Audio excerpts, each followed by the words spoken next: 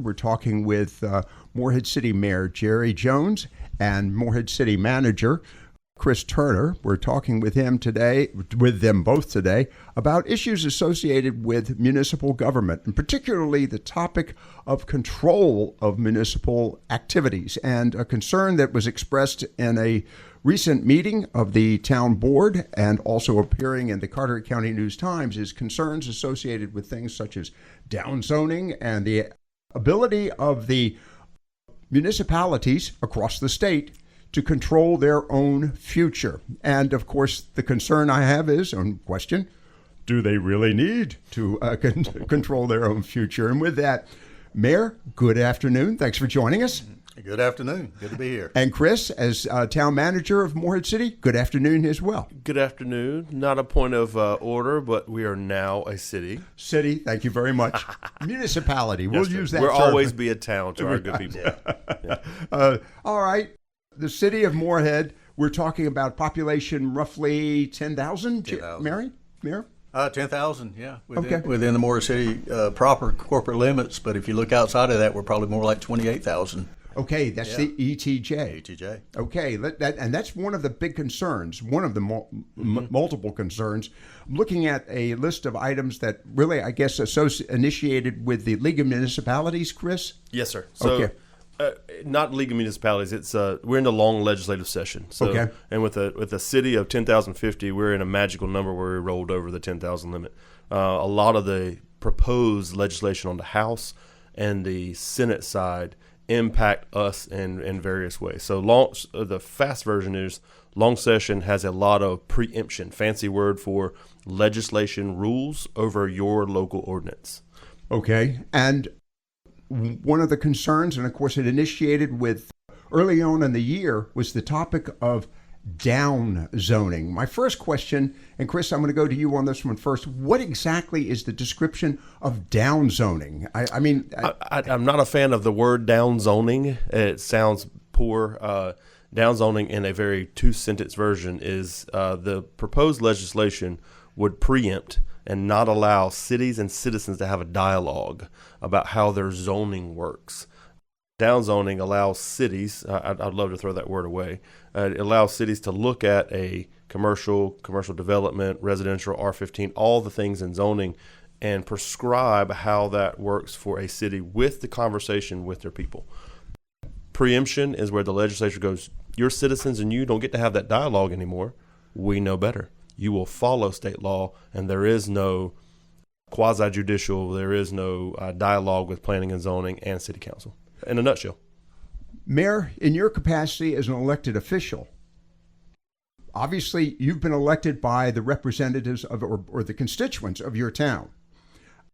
How do you see this? Do you see this first, I guess, question would be, do you see this as an awareness on the part of the constituents, the taxpayers, that in reality they're being removed from being a participant and or decision maker in this process?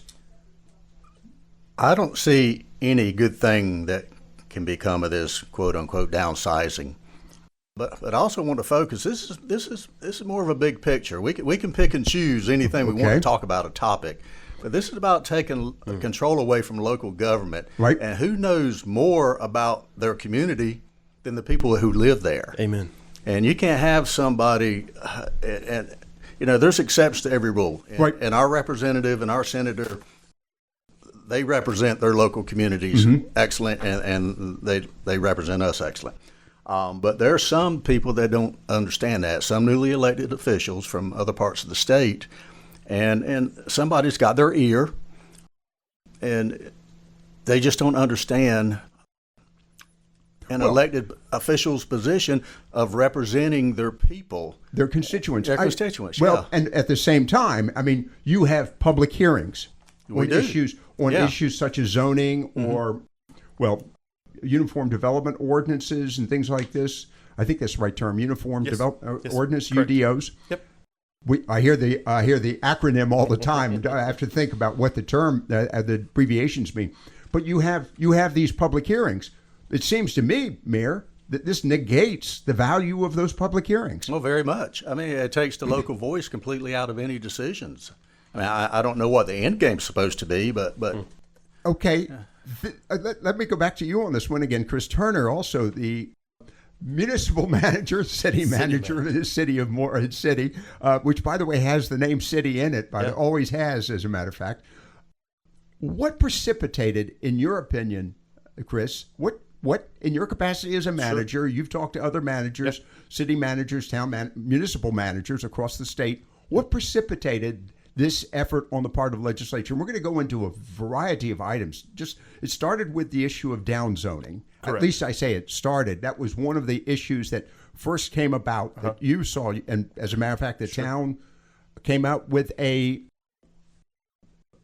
statement that opposing that, as I recall. Working on that official resolution, likely going to come forward in May if council sees it favorable. To answer your first question, how did this start?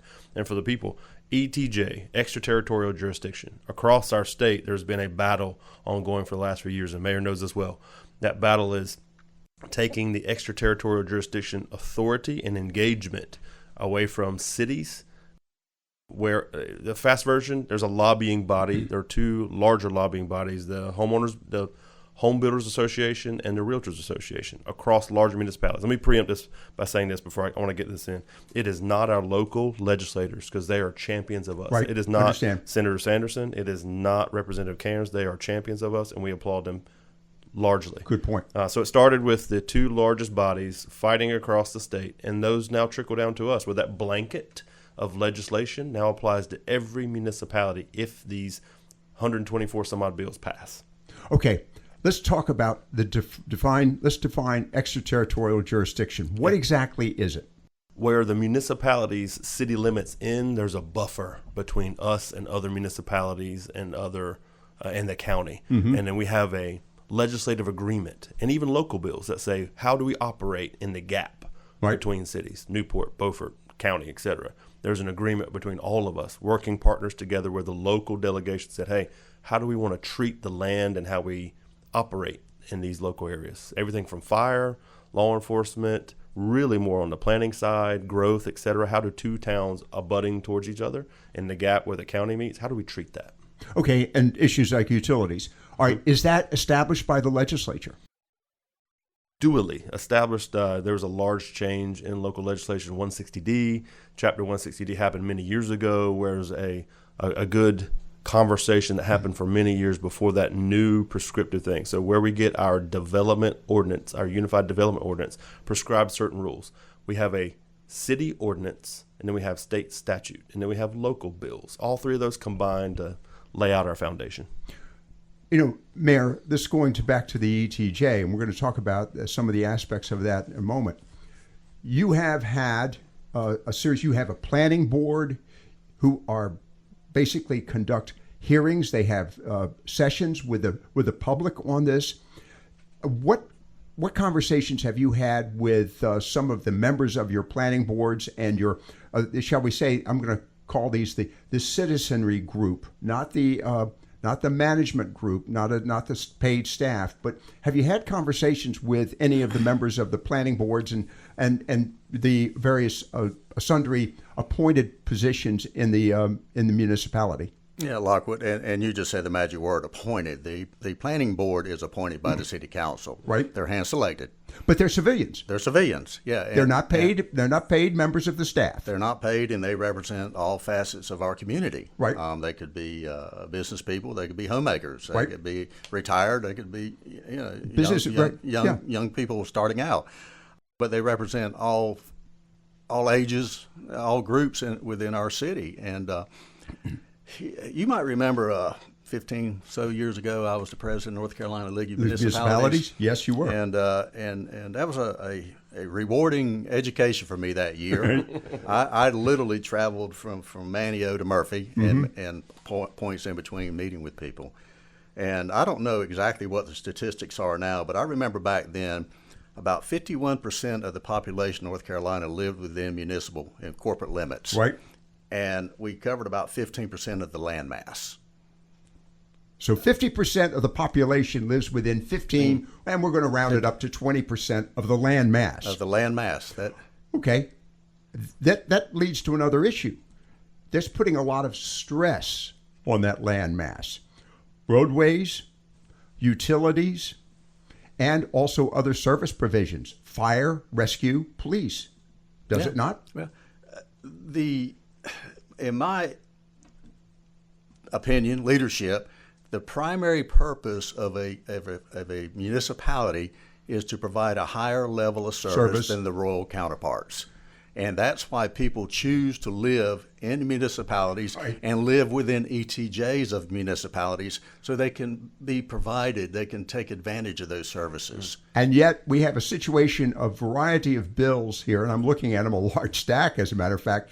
That's Mayor Jerry Jones of Morehead City, and we have Chris Turner, manager of the city manager for Morehead City. Chris, how many bills are we looking at that you feel right now are a concern associated specifically with control of the city's future? So city staff every year, department heads track about 124 in the short or long session and we report back to city council. So specific to this one, in my 27 years of local government and state government, this is the most egregious it has been, the most dangerous prescription coming from legislative authority.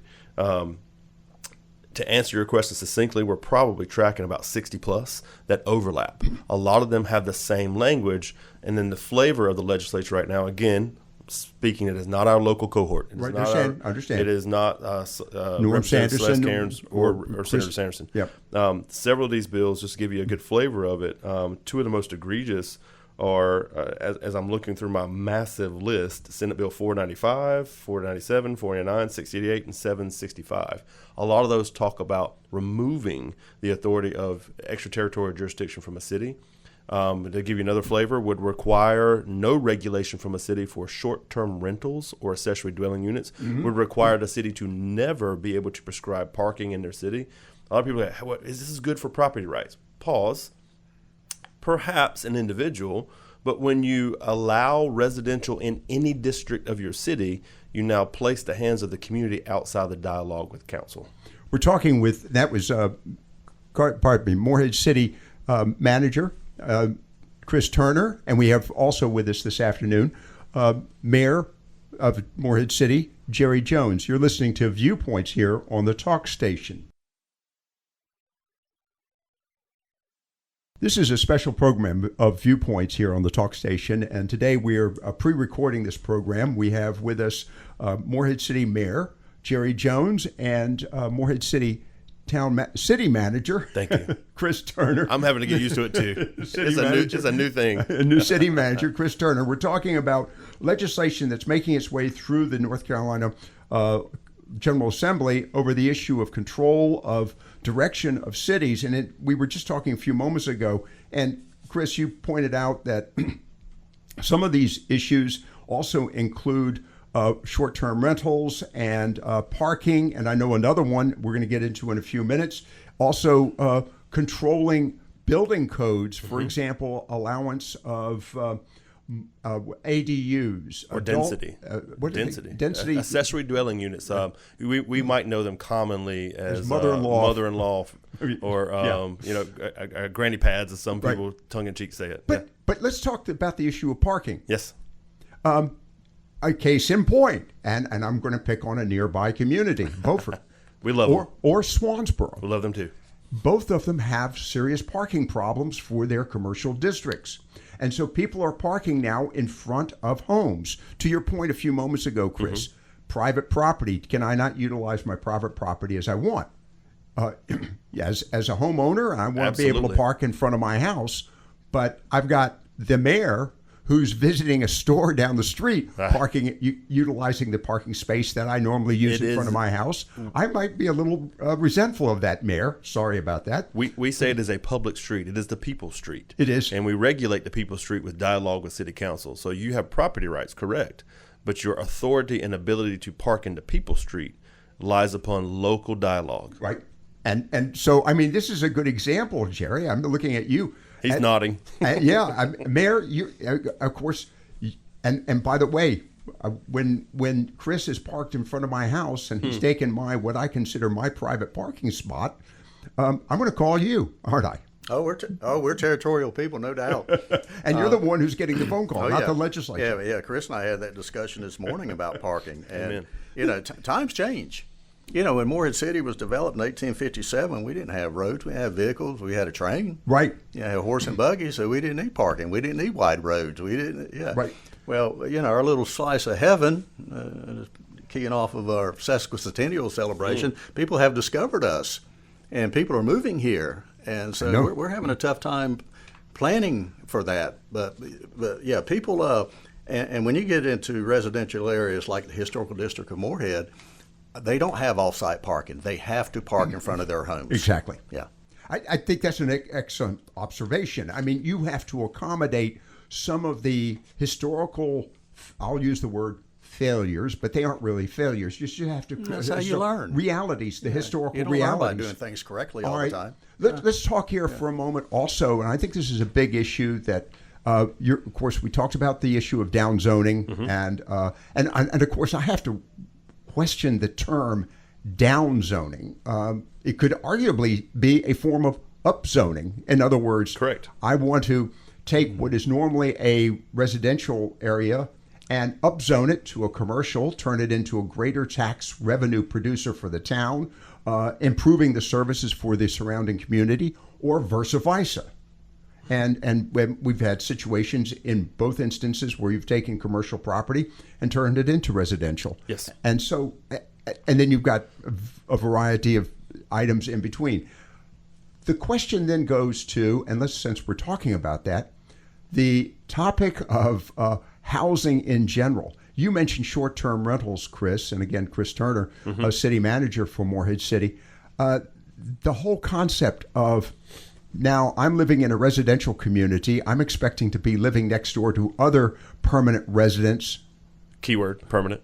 But peaceable. Jerry has turned his into an apartment, a motel of sorts. He's making money. And I'm not really enthusiastic about the clientele that he has in that house. He's got the Airbnb. He's got a wonderful guest coming from Raleigh, Ohio, etc.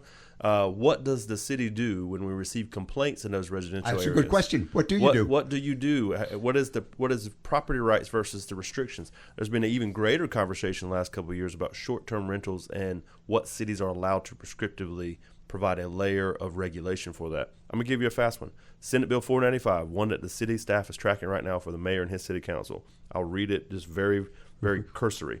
Would permit accessory dwelling units statewide and prohibits local government action concerning setbacks, location, size, parking, etc. Parking. Wait, Jerry brought his entire entourage of 20 cousins. They're parked all over the street. I can't even get to my house. Right. What do I do? You won't be able to go to your local government anymore. State law will prevail. Preemption. Let me comment on something. Again, I want to go. It's Jerry's fault. I want to go to the larger picture. Okay. This is very deja vu all over again for me. Right. About 15 years ago, with the legislature law passed where cities could not city initiate annexation anymore. Mm-hmm. And right. And by doing that, I want to. Pardon me. It's restricted. The property owners have to request 100% voluntary annexation. No more city initiated. Right. And the purpose of the ETJ, and one of the uses of the ETJ was when cities did expand, they could help control the zoning. Right. Where residents are built at, where businesses are placed at, the size of the homes, the parking. We could discuss any of that. But legislature took that ability away from municipalities. And the comment I made earlier about the sole purpose of the municipalities to provide a higher level of service than our rural counterparts, we have rural counterparts right now that need assistance with their infrastructure. They want to be annexed. They can't be annexed because they can't get 100% of the people to sign off on it. Oh, so you have to have 100% buy-in. Yeah. Every single property owner must say yes. Okay, here's another issue. And this is something we don't think about until the flames are flying out of the roof. And I'm talking about health issues also. Or your water is bad. Yeah. But let's take, for example, fire. I've put up a 10-story building, but there's no ladder truck within 20 miles. Should we have a problem on the 10th floor. Yes. I mean, there's a situation where the construction projects are directly related to the service provisions available to the immediate area. Well, am I thinking correctly on that? Yeah, I love where the mayor's going. The mayor is absolutely right. We're devolving over the years, and where local government and their conversation with the people have now degraded to a position to where the state is saying preemption. We know better than you do with your local people. Mayor, I'm looking to you as the elected official because obviously Chris is the paid staff member along with all the staff you've got there at Morehead City. He's the hired gun. Yeah, he's a hired gun. You, on the other hand, have to communicate with the constituency. I know that he does too, but you're the primary.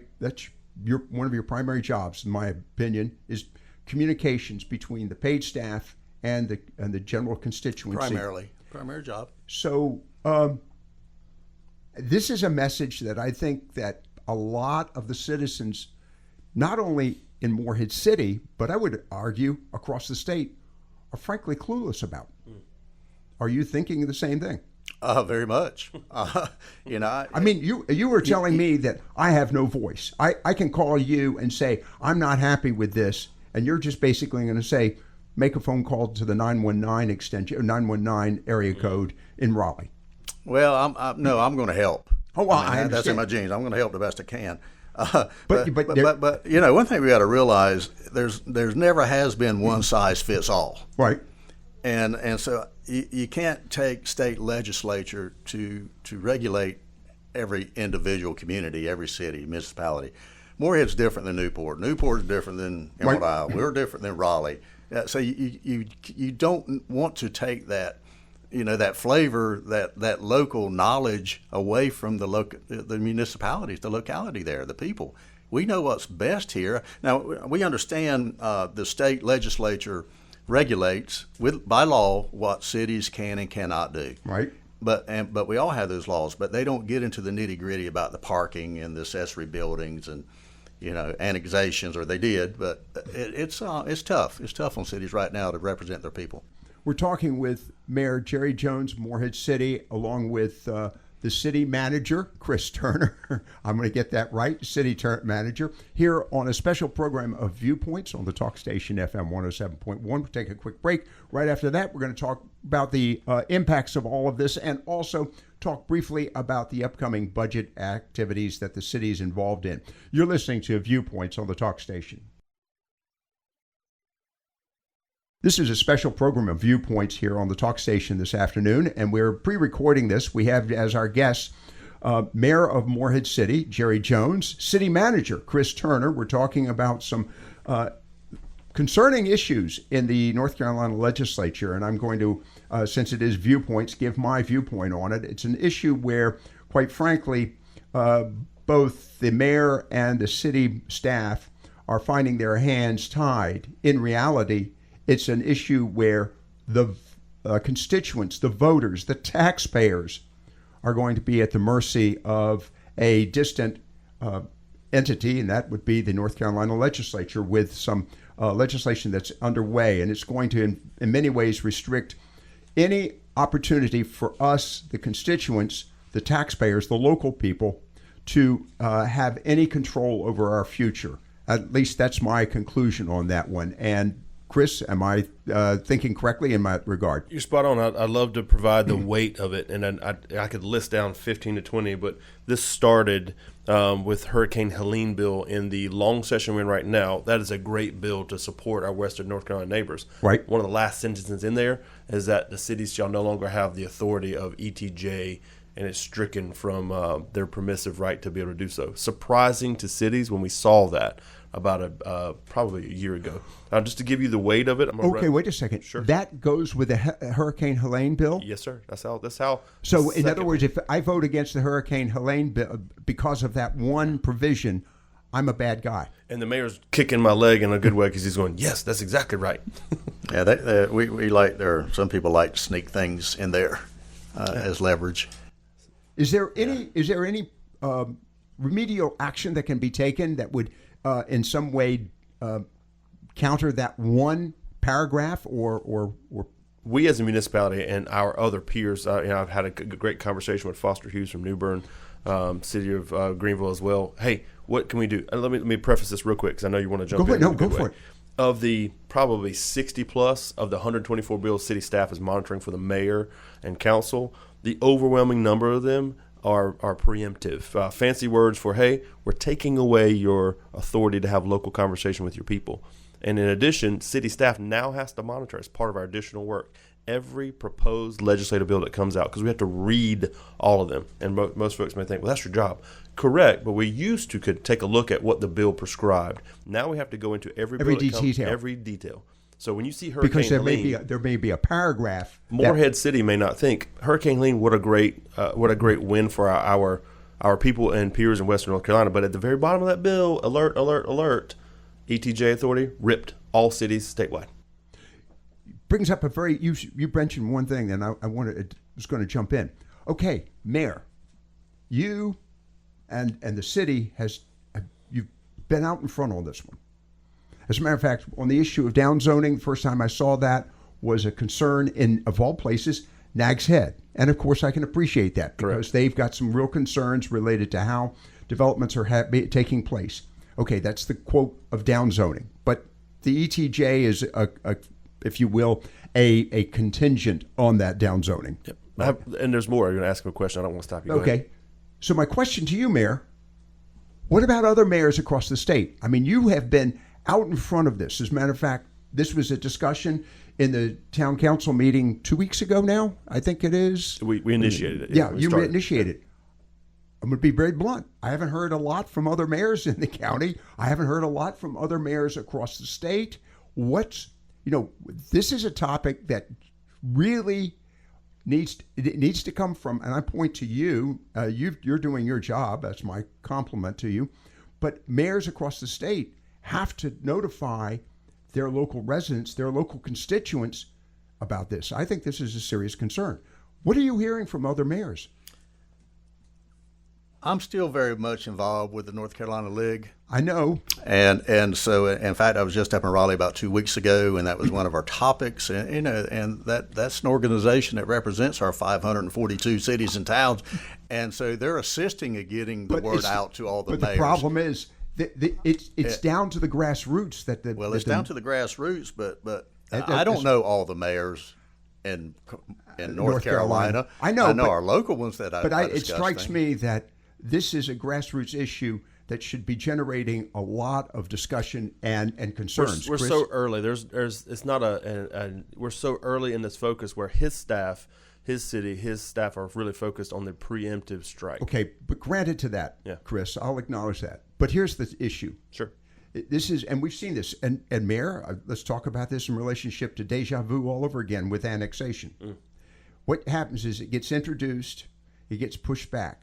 But the point of the matter is, the thought is already out there. In other words, the potential for growing greater influence and control by the legislature is already a receptive or received thought, and in some instances, accepted by some members of the legislature. It strikes me that this is something that really needs to be quashed completely and removed from any thoughts in the future. Mayor? Well, any decision today will affect future decisions. And I kind of wonder what the future of local government will be in the future when things like, what would be the purpose of them then? Are they, go back to your comment. We could just hire contractors to provide public services. Yeah, exactly. Yeah. And you go back to your comment. Roughly 50% of the general population lives on, and I expanded it to 20% of the landmass. Okay. That's if 50% of the population. It's over 50%. Go for it. Over 50% of the population lives on in 20% or 15 to 20% of the landmass.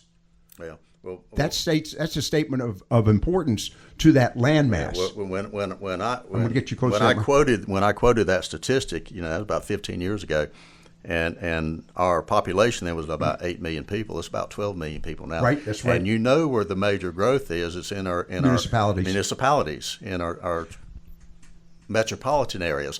So it's, instead of that 51%, it's probably close to 60% now live in this 20% land mass.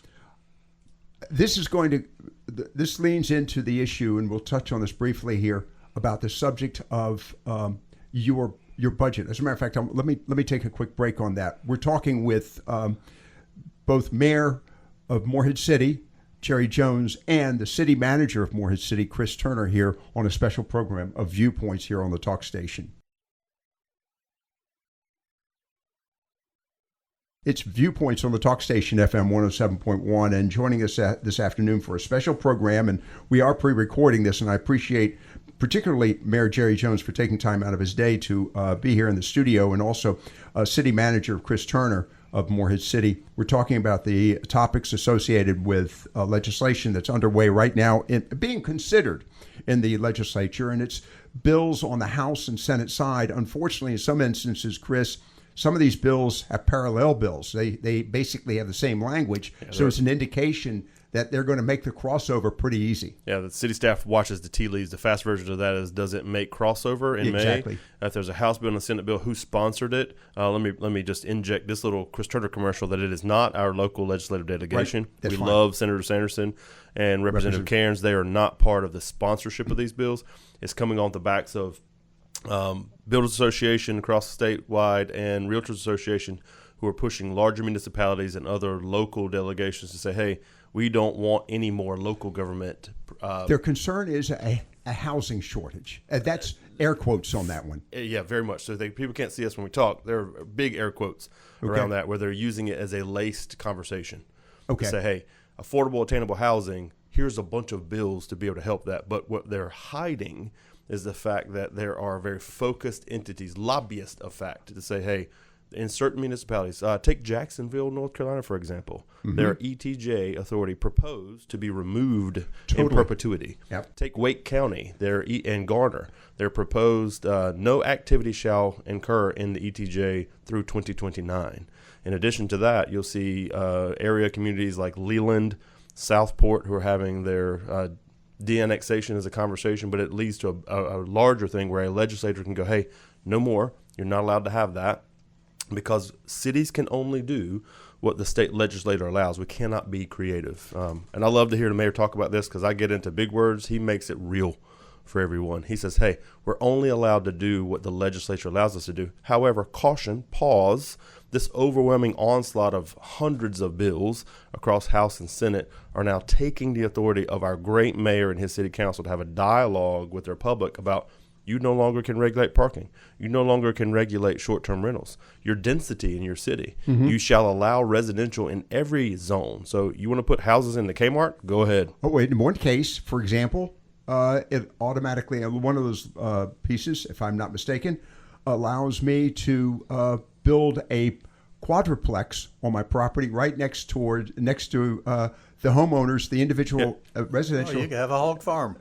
That's true. Well said, Mayor. Well said. So I mean, this is a stunning story. All right, let's talk here about the impact that this has right now as you're going forward. We're talking about the budget process for 2025, 26. By the way, commend the city. They put together a very interesting little booklet on how the funding was for 24, 25. Yeah, we call it a PAFR. PAFR. It's a popular annual financial report. It's a synergized version of our budget. We've done it the last 2 years. The mayor and the city received several, and his staff received second year of receiving what we call the Triple Crown awards from local government for their reporting. So looking at this, Mayor, what do you see happening in the legislature, in the budget going forward for 2025, 26? Because I'm sure you're aware of this. Cost of services are going up. They always go up. I've yet to see the price of bread go down. So, when the price of bread goes up, everything goes up. That's everything true too. Goes up. Yeah. But no, we're in deep discussions now with the staff and the council on our upcoming budget. We have to have that approved by June 30th, and we're on track to do that. And I've got a very visionary council I'm very cautious how I use the word progressive nowadays. Well, I understand. But they're pushing the envelope. They're pushing the envelope, and it's all for the good of the people. Right. But there's that balance. If we had unlimited funds, we could do everything, but we don't. So we do have our essential services that we are obligated to provide. And then we have some other non-essentials that we want. But Mayor, here's another aspect of this. Mayor Jerry Jones with us this afternoon briefly. Morehead City provides services beyond just the immediate constituents, beyond just the residents of Morehead City. We are a destination. I-42 is going to make that destination big time. So you have to prepare not only for providing services to the 10,000 plus taxpayers of Morehead City, but also to the tens of thousands of people that are coming into the Morehead City because of our coastal region, our coastal area. Upcoming, the Big Rock Blue Marlin Tournament. Thousands and thousands of people will be attending that. The Seafood Festival, which the Morehead City has been a strong, as a matter of fact, primary sponsor of. I mean, you have a lot of services that you have to render that go just beyond the normal city, do you not? We do, and let me just make some personal comments on this. And one of the questions I get all the time: how big is Morehead City now? Right. Because people think that we're a metropolis. Who else city this size has a college, has a hospital, has you're the primary retail area. So when I tell them, I said, well, it depends on how you calculate day of the week. Yeah. I said if you're talking about Morehead City proper, in the corporate limits, we're a population of about 10,000 people. Right. I said if you include our ETJ, which is our buffer, which it's